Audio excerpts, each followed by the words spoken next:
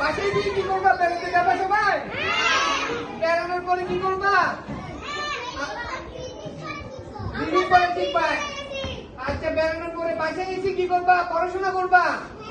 হাতের লেখা লিখবা। হাতের লেখা প্রতিদিন 2 পৃষ্ঠা করে হাতের লেখা, বাংলা 2 পৃষ্ঠা, ইংরেজি 2 পৃষ্ঠা। তোমাদের হাতের লেখা সুন্দর করতে হবে। হাতের লেখার পরে কি করবা?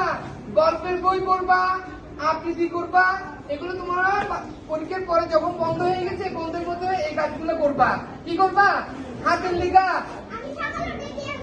ব্যায়াম করবে। হ্যাঁ, ব্যায়াম করবা। ব্যায়াম করবা, সবাই ব্যায়াম করবা, প্রার্থনা করবা। ঠিক আছে? সবাই সৃষ্টিকর্তার কাছে প্রার্থনা করবা। ঠিক আছে? পড়াশোনা করবা।